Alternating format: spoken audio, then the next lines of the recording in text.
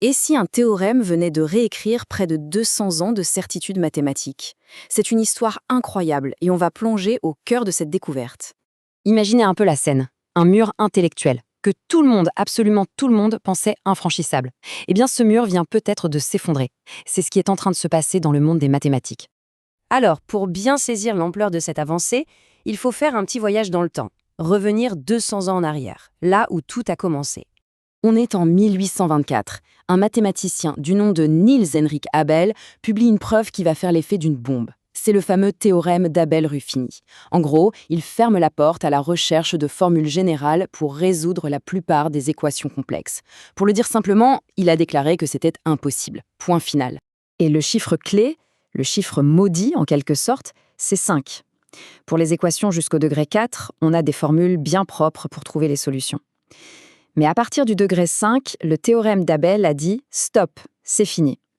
On entre dans une zone où trouver une solution parfaite avec les outils de base, ce qu'on appelle les radicaux, c'est-à-dire les racines carrées, cubiques, etc., c'est tout simplement impossible. Et attention, ce blocage a duré 2 siècles.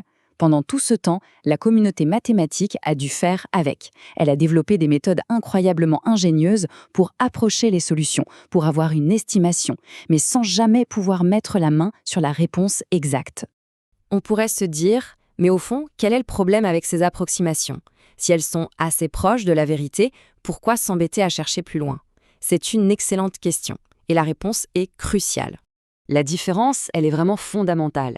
D'un côté, il y a le rêve, le Graal, une solution parfaite, une formule algébrique pure, belle, sans la moindre petite erreur. Et de l'autre, eh bien, il y a la réalité des méthodes numériques, des estimations qui sont utiles, bien sûr, mais qui ne sont, par définition, jamais parfaites. Et c'est là que les ennuis commencent. Ces méthodes d'approximation peuvent être très instables.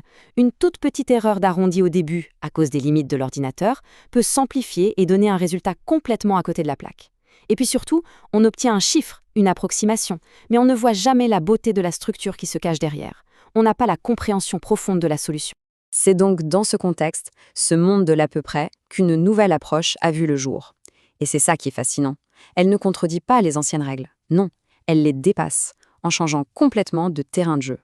Et le voici, ce fameux théorème des Zouidi.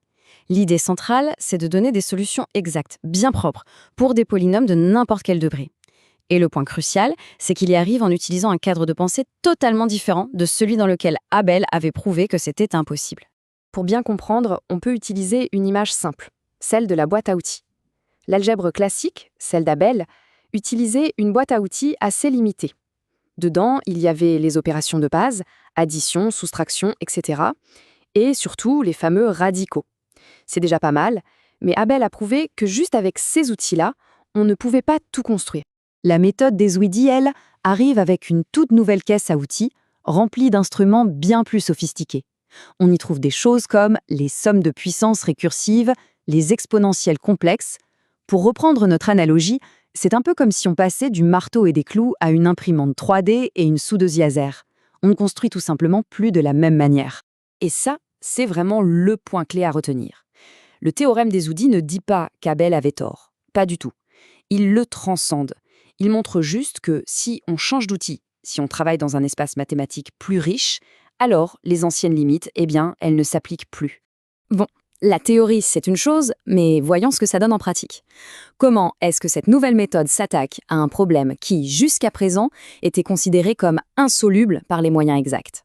Voilà la bête. Un polynôme de degré 19. C'est un véritable monstre mathématique. Avec les méthodes classiques, la seule chose qu'on pouvait espérer, c'était des approximations. Le défi ici, c'est de trouver ses racines exactes. Alors, sans se noyer dans les détails techniques, le processus est en fait remarquablement logique. D'abord, on identifie les briques de l'équation, ses coefficients. Ensuite, on les injecte dans une sorte de moteur récursif qui va les traiter étape par étape pour construire la solution. Et tout ça de manière purement symbolique, pas une seule estimation en vue. Et voilà le résultat. Après être passé dans la moulinette de cette méthode, l'équation monstrueuse du début révèle une structure interne d'une simplicité quasi choquante. Cette forme, beaucoup plus élégante, permet d'extraire les racines exactes, une chose qui était juste impensable avant. Alors, la grande question maintenant, c'est, d'accord, on a résolu une équation très compliquée, et alors, quelles sont les implications réelles d'une telle découverte ? Est-ce que c'est juste une curiosité pour les matheux ou est-ce que ça va plus loin? Ce tableau résume parfaitement le avant et le après.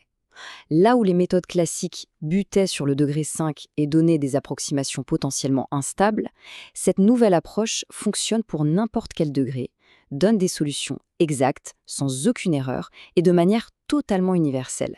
Le saut est colossal. Le vrai changement de paradigme, il est là. C'est l'idée même qu'on est obligé de se contenter d'approximations qui est remise en cause. On passe d'un monde où l'on se disait « on ne peut faire que de l'à peu près » à un monde où la précision redevient possible. Finalement, la chute d'un impossible mathématique aussi ancien ouvre des perspectives assez vertigineuses. Parce que si l'impossible d'hier est devenu le résolu d'aujourd'hui, ça nous pousse à nous demander quelles autres frontières de la connaissance, que l'on croit aujourd'hui infranchissables, sont en fait prêtes à être dépassées.